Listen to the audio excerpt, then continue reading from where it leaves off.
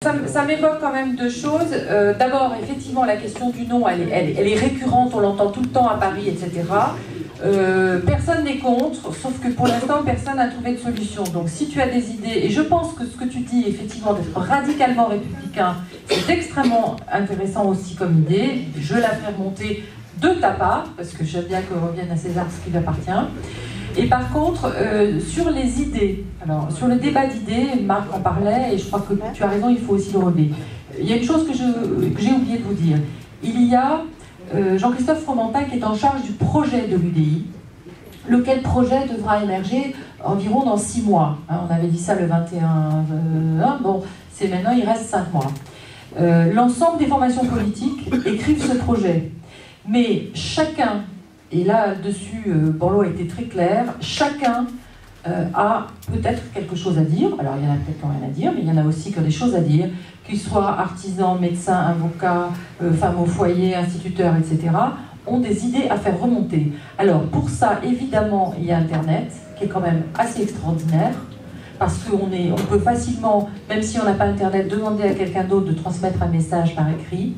Alors ça, c'est la première chose. Vous pouvez écrire à l'UDI, à Jean-Christophe Fromentin pour enrichir le projet en disant « il me semble que sur tel sujet, on aurait vraiment un pas en avant à faire avec telle et telle et telle et telle idée ».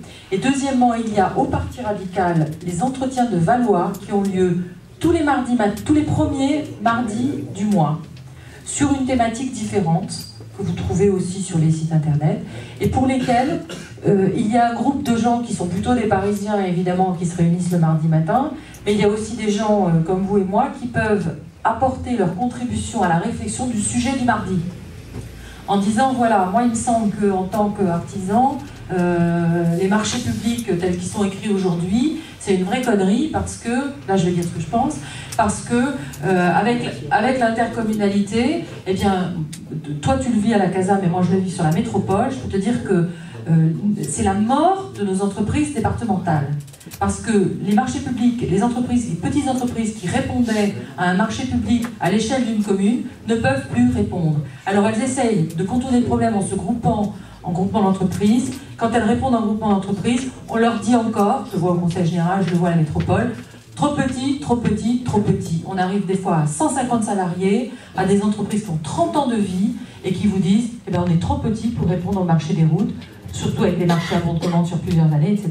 Et c'est une catastrophe. Et je crois qu'on doit, parce que le Parti radical est un parti qui défend la liberté d'entreprendre, qui défend les artisans, et qui défend ces valeurs-là, par exemple, on doit faire remonter une information sur cette problématique des marchés publics et trouver un moyen qui soit européen, évidemment, conforme au droit européen, et permettre, par exemple, aux marchés publics, aux petites entreprises de pouvoir continuer à répondre. Je vous donne ça, c'est une idée parce que je vous la dis, mais il y a plein d'autres gens autour de cette table qui ont des idées.